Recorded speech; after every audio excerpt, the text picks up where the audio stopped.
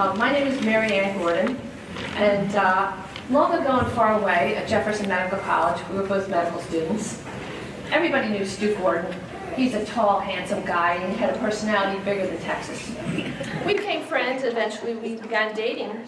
And I didn't know right away, but he was Jewish, still is. And I was Catholic after 16 years of Catholic school.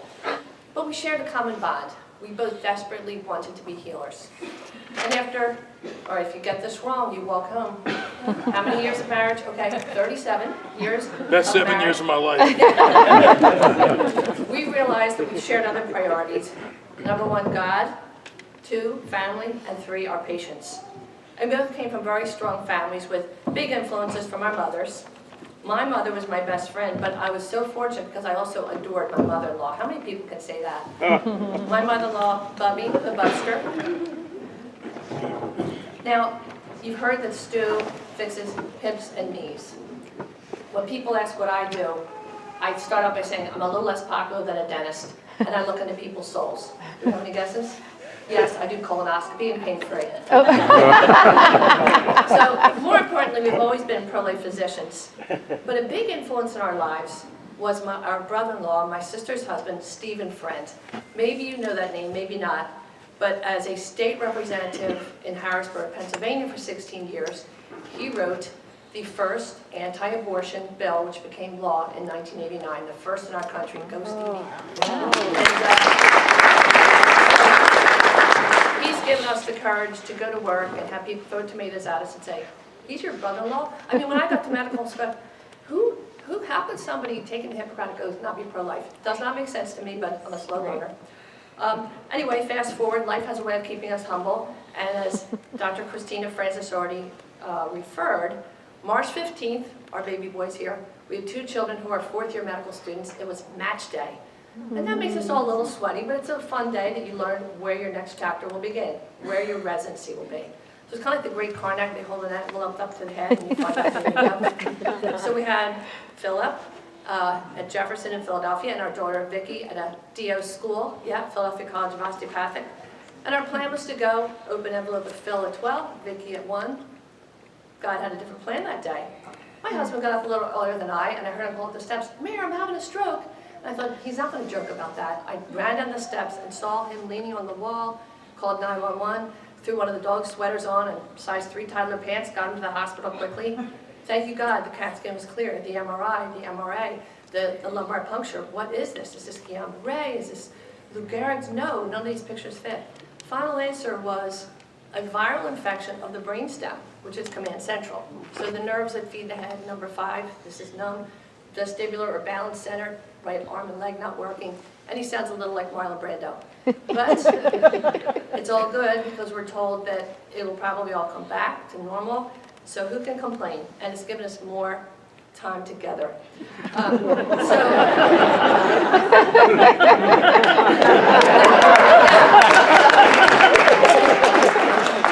months older, be careful. So we had this great aha moment yesterday because I was not going to tell him no, even though, as I say, part of the time I'm his mother. And we pulled up yesterday, and when I saw the students with their arms in the air that said, "Welcome to Marian University," I said, oh my gosh, my name is Marian because I was born in a Marian year. And for those of you who don't know, that's a year dedicated to the Blessed Mother. Number 2, that awesome mother-in-law is named Marian. So we figured that Bubby, Big Tony, and all of our parents are looking over this great day for Stewie.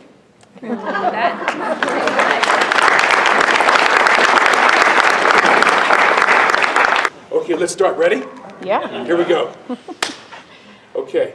Appearance is often not the whole story. This Prince Charlie outfit and the kilt, something I wear proudly for the past 20 years.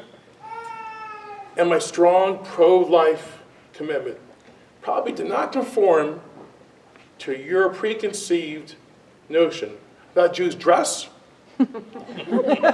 or their opinions on the abortion issue. Am I right? Yes. Better believe it. The traditional Jewish view of abortion does not fit neatly into a pro-life versus pro-choice debate. Many rabbinic authorities even amongst the orthodox scholars, the most orthodox, hold varied opinions on the legal status of the unborn child that are both controversial and conflicting. See, abortion, and more recently, late-term abortion, it's a hot topic issue. And even more polarizing within my religious group of Jewish brothers and sisters than whether or not the U.S. Embassy belongs in Jerusalem. We are more comfortable discussing whether a one-state or a two-state policy is best for Israel than debating the moral and practical dilemmas surrounding abortion. Now, over less controversial issues, we argue, we raise our voices, we may even throw verbal matzo balls at one another, decide how to make the world a better place. But Jews and abortion, never have I heard my rabbi at my conservative synagogue or my friends' modern Orthodox shuls sermonize on the unborn child. Never. Never. Nor have I heard any of my fellow congregation members kibbutz. You know what kibbutz means? I'm going to use some Yiddish so you got used to this. Kibbutz, discuss, talk. Talk kibbutz on this topic at our luncheons. We call Kiddush luncheons following Saturday Shabbat services. Why? Why? My grandma would say, why? It's too risky. Fear of being demonized, ostracized, and made persona non grata. Beep. Can I walk, please?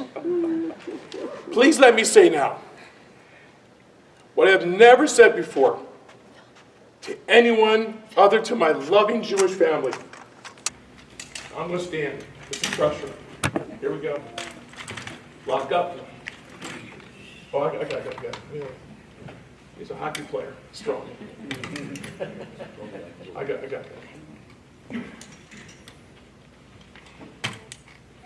Okay, here we go. I am Jewish, and I believe that life starts at conception and shall be protected through birth. Amen.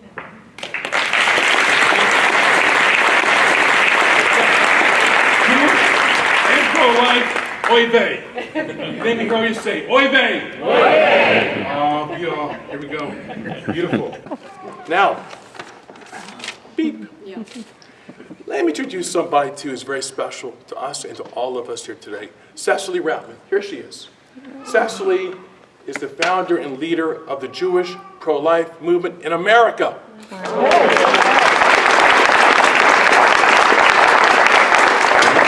I'm very thankful for her for allowing me to give this talk. I'm more thankful for her to have the strengths of our wonderful Jewish matriarchs through history. I'll tell you who they are. They're Leah, Rebecca, Sarah, Rachel, maybe a little gold in my hair. She has the strengths of all these women, okay? I want everybody to stand up and give her a hand.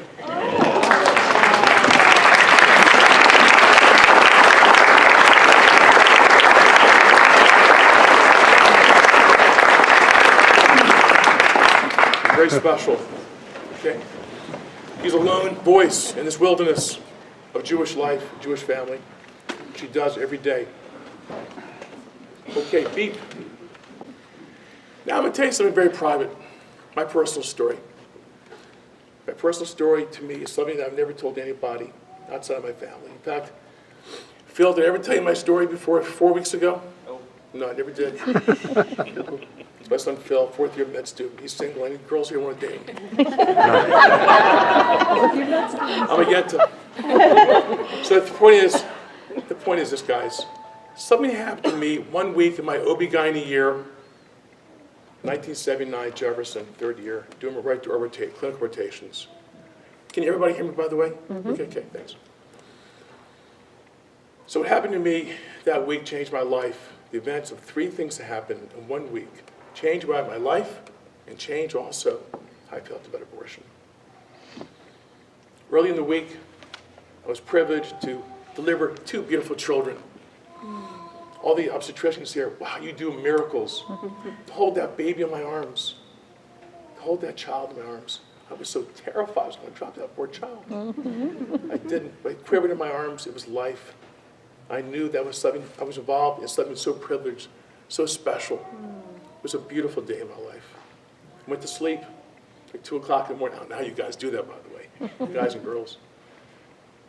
Next morning, I had to run to the OR. I was late, 7:30 case. Stu, go to room 2, run in there. I did. Screwed up, put my gown on. Went by a woman who was having something that I didn't know. And then the doctor said, Dr. Gordon, please take this and do what I'm doing. I did. The dutiful medical student. I took my left hand, and I took this device. It was inside the woman. And I moved it around, up and down, had a suction on it. Had a suction on it. I moved it back and forth. As a dutiful medical student, I said, how am I doing, doc? You're doing fine. Keep on doing it. Use a curette. I felt things in my hand, soft and not so soft. And then I looked to my left. I saw the scrub nurse put on the Mayo stand the contents of that tube. She was taking inventory. It was upsetting, to say the least. You know, I still didn't get it. That time, abortion was something that was talked about 5 or 6 years after the Roe versus Wade. But as a med student, you just don't think about it. Just something people don't think about it, don't feel it. I felt it then. It was a big twinge in my head, in my heart. I went home, studied for my OB-GYN exam. I came across this photographer. Who knows what this is? 1965 Life magazine cover. The photographer's name is Leinart Nielsen, the Swedish photographer. Revolutionized the art of optic fibers, taking pictures of in utero development. In 1973, he published a book called A Child is Born. Well, I got that book, studying for my exam, because I wanted to learn more about it. As I paged through the development of the child, so the two events just hit me, overwhelming. My life was changed. I knew right at that point on that I was pro-life. From that point on, I became a pro-life person, pro-life physician, and changed my life, those 3 events. But then I became in love with Marian, and we developed this beautiful family. Marian has, the past 25, 30 years, raised over tens of thousands of diapers for needy children. No, that's right, that's right. Needy mothers who need this for the children. In an effort to help with the pro-life movement. She speaks at teenagers with high schools, college kids, and medical universities. My son Philip went to Dartmouth. He did this at Dartmouth. So we have a very pro-life family. But those 3 events of that week changed my life. That's my personal story. How about the personal story of my Jewish brothers and sisters? Well, this is something you may not know. And by the way, after we're done, we have time to have questions and answers. In 2012, the Policy Research Institute told us that 93% of Jews, all sex, favor abortion in most or all cases. 75% of Jewish voters voted for Hillary Clinton. Here's a stunning statistic. Jewish Republicans, I'm one of them. 77% of us are pro-choice. Pro-choice. Wow. Okay? So tonight my goal is to attempt to explain Jewish opinion. And let me tell you something, it's complicated, okay? It's very complicated. Okay, fake news. Jews don't agree on this topic. CNN, fake news. Okay? Next one, please. Okay. Now, we argue a lot, okay? Where do you think this is being held, this discussion between this Jewish woman and this Jewish man? Who knows? Any ideas? By the Wailing Wall? What's it called? By the Wailing Wall? Right, we call it the Western Wall, but that's okay. So the wall, the Western Wall, it's okay. The Western Wall of the of the great temple, the second temple destroyed in year 70 CE. That's how we talk CE. How do you think CE is something different? You say CE. Look at the body language. Is that unbelievable? They're really having a go of it. I want to be the guy in the middle, in the back, laying back, just listening. Okay? That's the guy I want to be. That's right. Okay? But we argue a lot. We discuss. We have trouble understanding each other sometimes. Next one, please. Because see, with two Jews discussing any topic, rest assured, they will give you at least 3 or more opinions. Okay? That's the way it is. Now, this is a beautiful word. In fact, it's the first word of my Hebrew name, Chaim. Chaim. My name is Chaim Shalom Raphael. I'm going to teach you some Hebrew. Chaim, what does it mean? It means to life, choose life. Okay? And by the way, Hebrew, Chaim, it's like German with phlegm, right? Am I right? Now, next one, please. Most of you have seen this play, the movie. You know it, right? Fiddler on the Roof. And you know it's that tradition that Jews celebrate and value life. An example of Jews affirm the value of life is in this story from the ancient scholars. The city is under prolonged, painful siege. And the enemy declares, "Give us one of your people, and we will leave you alone." What is the right response? The Jewish sages say that we are not permitted to hand over an innocent life, even to save many more lives. Why? Because the Torah, I say, does not allow us to take an innocent life, even for the benefit of many. This is a primary Jewish value. The Hebrew Bible, also known as the Torah, Tanakh, affirms that every life is unique and precious. Now, the commandments are in Hebrew, we say mitzvah, of do not murder,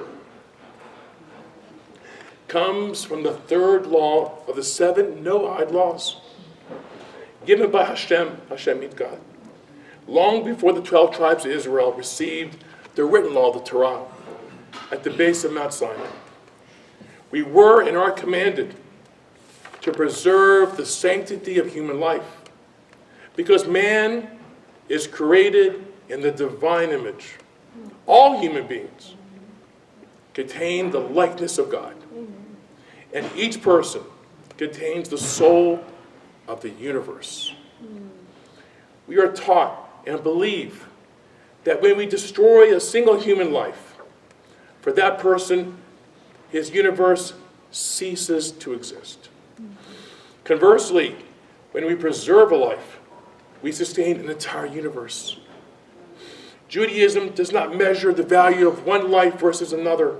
However, there are some rabbinic authorities, here's where it gets complicated, that suggest abortion is permissible in cases of a fatal disease, such as Tay-Sachs, a common genetic disease among Ashkenazi Jews, or perhaps even children with other fetal abnormalities, such as Down syndrome. Understand when abortion is permitted or forbidden, we need to appreciate the basic tenets of Jewish law, or as we say in Hebrew, halacha, from its Hebrew language roots, meaning to go or to walk. Halacha governs our Jewish attitudes and practices. Now, how has traditional Judaism evolved over the past 3,000 years on the status of the unborn child, contrary to the secular view that women have the right and autonomy to control their own bodies? Jewish law and its practice, halacha, states that our bodies are created bezalem Elohim, in God's likeness, and are the property of the Creator. We are tasked with the responsibility of being a good steward and proactively preventing illness and promoting a healthy lifestyle. Now, the Catholic doctrine and traditional Judaism share the common value of the sanctity of life in all forms. Both faith groups are currently challenged by the liberal gospel of the secular world, in which abortion is not considered a moral evil. Contrary to common belief, Judaism does not grant permission for abortion on demand. Did you know that? It does not. Traditional Judaism allows abortion only to save the mother's life and to protect the mother from any life-threatening illness that's created by carrying the child to full term. Judaism defines the fetus as a person only when the baby emerges with the head showing, or if during breech delivery the majority of his or her body is visible. Before that time, the unborn child is regarded as a potential person, but still deserving of protection. Now, Jewish law dictates that the unborn children's life is subordinate to the welfare of the mother when the child directly causes a severe medical condition, such as toxemia, placenta previa, or when pregnancy indirectly severely worsens in underlying conditions such as hypertension, renal disease, or hypertension. Whether mental health issues are sufficient to create a compelling reason for returning pregnancy is even more highly debated and contested by our rabbinic scholars. So, why is there this schism in Judeo-Catholic doctrine? I need to tell you about Lord Rabbi Jonathan Sacks, the chief rabbi of Britain just several years ago. He's a Lord because he's not the Lord, but he's a Lord in the House of Commons. Okay? That's my friend from the British Isles knows of him. So, if you agree that the New Testament is founded on the text and teachings of the Old Testament, the Hebrew Bible, we say Tanakh, the 5 books of Moses, how can we explain this ideological schism? Now, look at this picture. These guys, the Monsignor Patrick and Rabbi Shlomo Epstein, there's no schism there, right? They're having fun. These guys are just coming outside of Katz's and Lower East Side and had just had pastrami in the deli, okay? I think what happened here was that Monsignor said, Rabbi Shlomo said, how do we have to wait 45 minutes for that pastrami sandwich? It's Meshuggah. And then Rabbi says to Patrick, he says, Patrick, I'm going to tell you something. 45 minutes, that was something, but $45, that's really Meshuggah. Okay? So, one thing for sure is that there's no schism in my life with my Catholic wife, Marian. Okay? So, Marian's just one level behind the Pope. There's a Pope, there's the Popess. That's Marian's the Popess. So we have to ask ourselves this question. It's an important sentence. It's not mine. It's from Rabbi Lord Jonathan Sacks. Between a text and its meaning lies the act of interpretation. Let that sink in a little bit. It's a big thing to say. Think about what it means. Okay? So we have to understand why this schism existed. I'm going to try to do my best to explain. Now, this is something I'm not a theologian. But I studied for this as if I was studying for my 4th and last recertification exam in orthopedics, right? Which I passed, by the way. So, hit the button there. So how do we interpret and give meaning to the divine text of the written law of the Torah? Jewish thought and opinion rely on the Talmud, the oral law, written over the span of several hundred years by the rabbinic sages of ancient Israel. The Talmud is the primary source of Jewish law and Torah interpretation, 6,200 pages long. The Talmud is the guide of how Jews should live their daily lives in a moral and observant manner. The Talmud is the legal cornerstone of how the 613 commandments should be observed. All you say, 613 for 10? My God, they're more than that. Yeah, there's 613 brothers and sisters, okay? I can't count them all, but I can tell you there are a lot more than just 10, but the top 10 list, you got them, okay? We all share them. Now, reading the Torah, we do not find any commandments regarding the protection of the unborn child. Nowhere. Nowhere is it found. There is no mention of abortion in the Torah. Although abortion was very common in the pagan societies of the Greek and Roman civilizations, the Israelites did not practice abortion. In fact, there is not one reference of an elective or non-therapeutic abortion in any early Hebrew text or Jewish literature. However, there is one paragraph in the book of Exodus, chapter 21, describing an event of a miscarriage of an innocent bystander, a pregnant woman, injured while two men are fighting nearby. Now, how the sages interpreted this Exodus passage has for the past 2,000 years made a profound impact on how Judaism regards the legal status of the unborn. Pro-choice Jewish activists use this Torah text to bolster and advocate their position. Now, please, on your desk, your tables, you see this one. It's the short one. It starts with "if man." If you please look at this and follow my wife, she's going to read this for me in a radio talk show voice. If men who are fighting hit a pregnant woman and she has a miscarriage, but there is no other fatal damage, asan, the offender must be fined whatever the woman's husband demands and the court allows. But if there is no fatal damage, you are to take life for life. Exodus 21, 22, 23. Thank you. The sages understood this passage as follows. If the pregnant woman dies, a capital punishment, life for life, is required for a just resolution. If she lives and loses her unborn child, a civil transgression has occurred, and her husband is given a monetary settlement.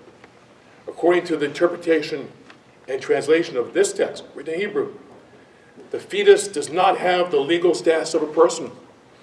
The Hebrew word asan, is defined as damage, and for rabbinic sages refers to harm to the mother, but not to the unborn child. During the time of the sages in ancient Israel, there was another thriving Jewish community in Alexandria, Egypt. Home to the great library in Alexandria, this is where the most well-known philosophers of all time, Homer, Aristotle, Plato, they lived and thrived. From this community, the Septuagint version of the Hebrew Torah was translated into Greek. Okay, Greek. Philo Judaeus was the most notable and prolific Jewish philosopher at that time. He wrote many Jewish texts and opinions regarding Jewish law in his native Greek language. Philo, was known for his use of allegorical translation of the Hebrew Bible. Philo Judaeus lived in the time period of 30 BCE to 50 BCE and offered to his Jewish and non-Jewish followers a vastly different and non-literal reading of the Exodus chapter 21. Very different than the passage we just reviewed. In particular, Philo gives an entirely different meaning of the Hebrew word asan. The one word asan, one word. He uses allegory and symbolism to describe the pregnant woman who was harmed by the two men fighting nearby. Here it is. But if anyone has a contest with a woman who is pregnant and strike or blow in her belly, and she miscarry, if the child which was conceived within her is still unfashioned and unformed, he shall be punished by a fine, both for the assault which he has committed and also because he has prevented nature, who is fashioning and preparing that most excellent of all creatures, a human being, from bringing him into existence. But if the child which was conceived had assumed a distinct shape in all its parts, having received all its proper connected and distinctive qualities, he shall die. For such a creature as that is a man, whom he has slain while still in the workshop of nature, who had not thought it yet a proper time to produce him to the light, but had kept him like a statue lying in a sculptor's workshop, requiring nothing more than to be released and sent out into the world. Special laws. Thank you. Father interprets the word son not as harm or damage, but as form. Form. He utilizes the poetic method of allegory to give a moral interpretation of this Exodus passage. In doing so, he elevates the status of the unborn from a non-person to a full-fledged person in the later stages of fetal growth. The formed child is like a statue in the sculptor's studio, a living being, like the little baby over here, gorgeous little baby, and is need of absolute protection. When harmed, capital punishment, life for life, is the required legal and moral remedy. Now, the interpretation of this one word, go ahead, one more please. This one word of son changes everything in this chapter, everything. As we said, between the text and its meaning lies the act of interpretation. Next, please. Why is this so important? What relevance can we ascribe from the Hebrew sages and the Greek Father Judaeus interpretations to our current traditional faith-based opinions on the legal status of the unborn? The contribution of the Alexandrian Jewish community played a pivotal role in the nascent church because the early Christian writers wrote in Greek. Sorry to interrupt. In Greek, okay? They didn't write in Hebrew or Aramaic. Aramaic was a spoken language. But scholars wrote in Greek. And therefore, they're more likely to have drawn from the Greek translation and Greek commentary of the Torah. The first versions of the New Testament, as I mentioned, were in Greek, not Hebrew and Aramaic, and most scholars would agree that the New Testament is heavily dependent on Old Testament moral teachings. Father's writing, in particular his reading of Exodus chapter 21, may indeed have had a profound impact on the early Pauline writers, Pauline church, and the early doctrine of the Catholic Church. More so than the rabbinic sages of Israel. That's the key. With this historical context in mind, I believe that we can say, in my humble opinion, with confidence, that early church teachings on the status of the unborn child evolved from the Alexandria Jewish community, and particularly its most prolific writer, Father Judaeus. Well, let's say what other scriptures say about Jewish life and Jewish tradition. We look at the book of Ecclesiastes and Psalm readings. My favorite readings is this: "For you created my inmost being, you knit me together in my mother's womb. I praise you because I am fearfully and wonderfully made. My frame was not hidden from you when I was made in the secret place. When I was woven together in the depths of the earth, your eyes saw my unformed body. All the days ordained for me were written in your book before one of them came to me." That's from the scriptures. Here's a famous guy, Maimonides, also known as Rambam, most famous of our sages. Lived in 1100 CE, was a Sephardic Jew. And my Marian and I just went to see his birthplace in Cordoba, Spain, just a few months ago. He said the definition of murder, according to the Noahide laws, includes a person who kills even one unborn in the womb of its mother, and adds that such a person is liable for the death penalty. Noahide laws, I'm not sure if you know too much about them, but they're written before the laws of the Torah. But they have respect to all people. We used to call the righteous Gentiles and Jews. Now, these are some big scholars I've just told you about in some texts, but there are other opinions. Here's what gets complicated. Some of these opinions are rather outdated because they're based on, I would say, false science. But how can we must be careful about judging what happened back then, because how much science do they really have? Here's some thoughts they had back then. The unborn child is considered to be mere water until its 40th day. False. The unborn child is an appendage of the mother. False. The unborn child is created when bones and arteries begin to form. False. The unborn child is not alive until she's born. False. What did Jewish mothers say about when the child is born, when it becomes a person? What the answer is? When they graduate from medical school.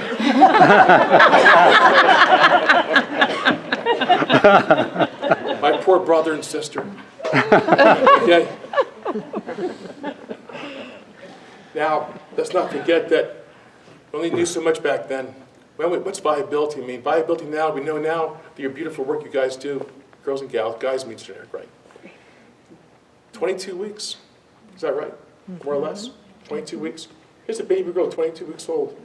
She's viable. But in the book of Levi, the book of how we discussed the census, the counting of the Jews, the Israelites, had to be 1 month old to be considered viable as a part of one of the population of the Israelites. 1 month old. Look at this baby girl. Look at her right arm. What do you see there? 2 wedding rings. Mother and father's wedding rings in the right forearm. Isn't that beautiful? Here's Rabbi David Novak, who's part of Cecily's World and the Jewish Pro-Life Foundation. Fortunately, he couldn't be here with us today, but he gives Cecily so much help. Rabbi Novak said that you have to be careful to be bound by the halakhic norms from the Talmudic scholars because they didn't know about DNA. They didn't realize that all the issues we know now. And we have to be careful not to be too judgmental. But we must appreciate we should not be bound by the applications of Jewish law from that time period because now we have more accurate and dated science that gives us more help in understanding the unborn child. 1970 was when abortion became legal in the state of New York, 3 years before the Roe versus Wade decision.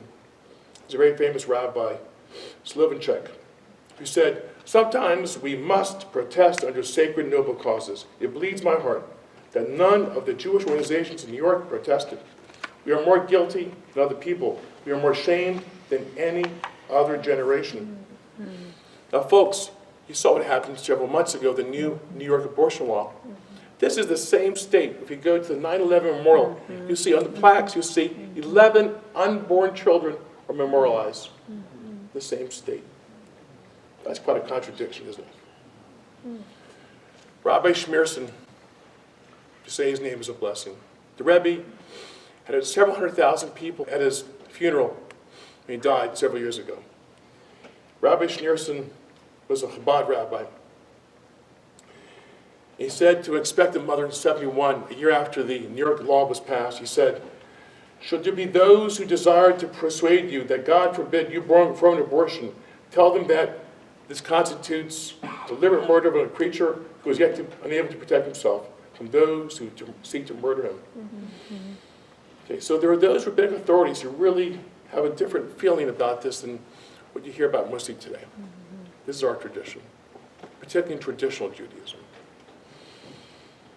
I went to a meeting, mostly Catholics, at a pro-life meeting. I asked all these young people, what do you think of Jews and abortion? What do you think? I asked that question, I think most of you say, the Holocaust. How can you believe in abortion after the Holocaust? How does this make sense to you? Right? Am I right? Well, my friends, here's Rabbi Herzog, 1942, the first chief rabbi of Israel. And he said, "It is a hideous sin, a double sin, against the laws of our holy Torah and against the future of our Jewish nation. It is a grave sin against the laws of our sacred Torah, which is a Torah of life," right? Life, which is ours life and the multiplication of life. You see, Jewish abortion is truly epidemic. Yes, we see that in Israel, 576 children die each week. 30,000 every year in Israel. 30,000. 2 million since 1948, the start of the beautiful state of Israel. In the U.S., 300 Jewish children die each week. 15,000, 16,000 every year. 1.3% of the 1 million in the U.S. But it's a heavy bunch because every child that dies, every Jewish child that dies, we lose a generation thereafter. We lose everything that happens, should happen after. So let's talk about what we believe. Let's look at how Jewish, other religions How do we compare to others? This may surprise you. 2014, Good National Polling Service. Look at this, folks. How do we compare to Buddhist and Hindu? Right up there. Right up there. Who are the most conservative in this regard? The folks who consider themselves Jehovah's Witnesses and the Mormons. Even Catholics are 50-50. Okay? Did you know this? Okay. There's a topic we never discuss. Abortion in Israel. Let me tell you how it is. There are 41 committees in Israel that decide on public policy, abort or not abort. 41 committees. They're made of 3 people. 2 doctors and a social worker. One of whom has to be an OB-GYN. One who has to be a woman.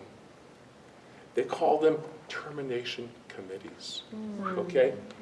And there's a public policy in Israel that's very liberal, in the sense that you have to be certain ages to be publicly funded. 97% of cases that come through the termination committees are accepted for abortion. 97%. I said public. What about private? Well, there are a lot of private abortions as well, as many in Israel as there are public. These are people, never don't forget, private abortions are illegal in Israel. Public are allowed, public funded. What happens to the private abortions? They look the other way. That's what happens. Okay? More questions? I would be happy to discuss this more if we have more to cover. What happened in the Holocaust? 1.5 million children died in the Holocaust. About 1.2 million Jewish children. In this crazy idea that to develop a biologically pure Aryan society. Deliberately targeted to take Jewish children away from the face of the earth so that we prevent the growth of a new generation of Jews in Europe. Sorry. This is a part of the eugenics in that century. You know it well, I'm sure. You know about Margaret Sanger. Do you? Well, Planned Parenthood creator. By the way, upper right-hand corner, that's a photoshopped photograph. They never sat in the same, they never shared a common seat. Okay? That should be on CNN, fake news. But she had bad karma. She died a very bad death, alcoholic and drug addicted. Very bad death. But yes, that's what happened there. But now we see this extends to this generation, to this century. And we look here, before we leave that century, let's go to Joseph Mengele, also known as Dr. Death. Brutal man, killed many Jewish children, many abortions. And when he escaped, he did escape. 1947, went to Argentina, stayed in South America. He became an abortionist. That's what he did. Bad karma. He died off the coast of Brazil, swimming, 1974 of a stroke. Very bad karma. Use of language between then and now, it still exists, my friends. You see, abortion advocates, we work tirelessly to maintain, they work tirelessly to maintain legal abortion from conception to birth. But they refer to unborn children as the following: inhuman, not alive, growths, blobs of tissue, contents of the uterus, products of conception, parasites, research material, and garbage. Back in 1936, Nazi propaganda, they refused to recognize Jews as persons. Yes. They had no rights, no protection. This was started the final solution. They were considered parasites. But Mein Kampf, we hear, the Jew was always a parasite in the body of other peoples. And now, what do we have now? 1973, Gloria Steinem, you know who she is? She says, in 1981, a woman would have the right to abortion just as she has a right to remove any parasitic growth from her body. Or propaganda from Nazi. literature, 1942. Jews are subhuman. She had depersonalized the individual, subhuman. Biologically, seemingly complete creation of nature with hands, feet, and a kind of brain, with eyes and mouth, is nevertheless a completely different, dreadful creature. He's only a rough copy of a human being, with human-like facial traits, but nonetheless morally and mentally lower than an animal. For all that bear a human face are not equal. And then we hear, many years later, this 20, 30 years ago, about the organ farming. We know this now. The fetus is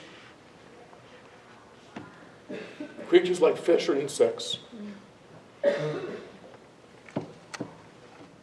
Fetus are not human. Jews were not human. You see the similarity. What about medical research? Medical research back then in the 40s, Holocaust, Jews were submitted to, condemned to incredibly torturous procedures and surgeries to kill them and experiment upon them, because people said, wouldn't it be ridiculous to execute them and send their bodies to the crematory without even giving us an opportunity to contribute to the progress of society? And then here, 1980s, the Surgeon General of Norway, Dr. Martti Kakamaki, sounds almost Japanese when I said it, but anyway, the Norwegian said, an aborted baby is just garbage, and that's where it ends up. Why not make use of it for society? Okay? So it still continues, doesn't it?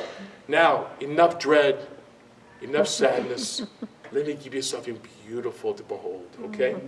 Let me give you something beautiful. Listen to this. It's 5 minutes long. Sit back, watch it. And as we say in Yiddish, say, let's enjoy all this to your heart's content.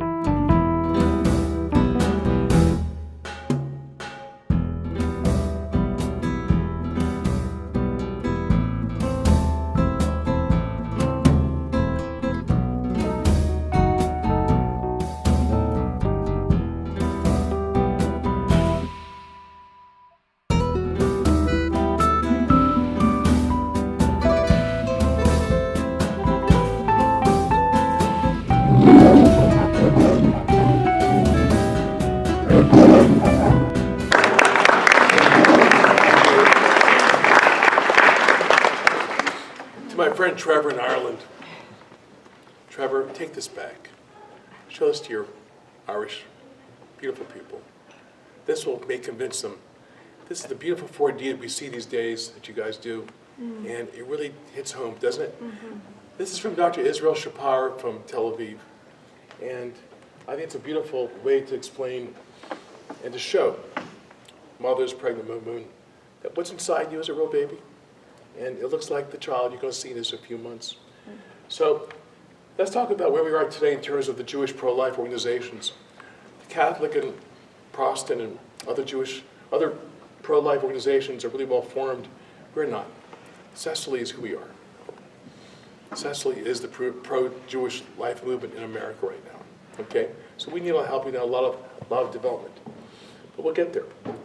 So there is a lack of help, and a lot of Jewish men and women, fathers, and expectant mothers who have abortions, they really have no peer support. They have no really real place to turn to. But we do have some things to help. Some organizations. There's something called TIKVAT, which is a healing group for Jewish men and women who've had abortions or thinking about having abortions. And it's a free of charge appointment, a visit. And they do offer post-abortion grief briefings for rabbis, therapists, and counselors. They develop a system of help, their telephone system that helps for Raquel groups. But unfortunately, very few and far between. And I'll tell you something, there's something you don't know. Jews don't know that this exists, okay? If you have a rabbi that may help with this, may tell you about it, it's unusual. Okay, it's very unusual. You may see this in the more traditional Jewish groups, the ones who may be the Orthodox or ultra-Orthodox. But in the Reformed, conservative, not there. In Israel, what is there? Well, it's not really a pro-life movement in Israel. There's not. There are groups called EPIDEMIC, which are help mothers who are pregnant. But there's not a true advocacy group about pro-life. There's really not one there. We do have Jewish Pro-Life Foundation. These other groups who help Jewish adoption, promoting that, and let people know about more about their choices that they have and make the best choice for themselves. Here's my buddy, my mentor, my spiritual mentor, Lord Rabbi Jonathan Sachs. He said, you know, it's really about how to construct a society that honors life, honors the human person as the image and likeness of God, B'Tselem Elohim, okay? And we need to have a society like this. Do you know about Frank Stevens? Anybody here? Mm-hmm. Frank Stevens is a beautiful young man who happens to have Down syndrome, okay? He testified in 2017 in front of the committee, Senate, about his life and why it's important that life be treasured and preciously kept. So he says, my life is worth living. And recently said on Fox News, who watches Fox News? Abortion should be unthinkable. Unthinkable, yes? That's how we should think about it. Many years ago, Bill Clinton said, you know, abortion should be safe, legal, and rare. How does that make sense? How does that make sense? Howard Schultz, 4 days ago in a forum at Fox News said, same thing, safe, legal, and rare. Why should it be rare, Mr. Advocate? Right. Why should it be rare? If it's just a medical procedure, let's go at it. Make it common, right? Do you know about this? Cognitive dissonance and motivated reasoning. Any psychologists here? Cognitive dissonance is what happens to your mind when doing some kind of a not habitual action, like you think about a choice, perhaps a moral choice. And cognitive dissonance, what happens is when you think about something that makes you uncomfortable in your mind. So when you do, you take the reassuring lie, right? Inconvenient truths are difficult to get by on a daily basis if you're constantly bombarding your psyche with these unpleasant thoughts. So motivated reasoning really allows us to make decisions to take the reassuring lie. It feels good. It takes care of cognitive dissonance. Yes? Okay? And that's what I think is in the heart of this whole abortion discussion. Now, let's end with something beautiful. 3 weeks ago, I had this terrible thing happen to me. It's going to get better, don't worry about it, I'm going to be fine. Here's what happened.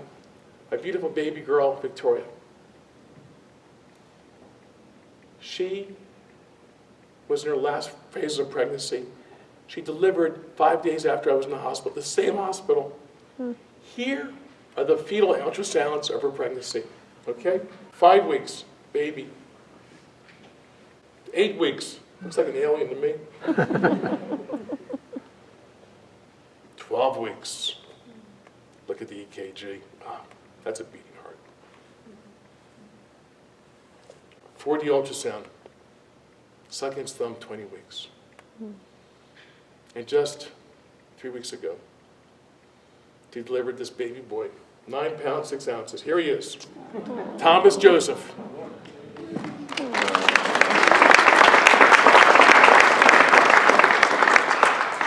So my brothers and sisters, I wish you now to give my first grandchild, my name is G-Pop, by the way. Give my child and give yourselves a blessing. Let's say L'chaim together, okay? Let's stand up. Wish I could stand with you. Thanks for helping stand with you. And let's all together to my grandchild and to what you're doing for this pro-life movement. L'chaim. L'chaim. Thank you very much.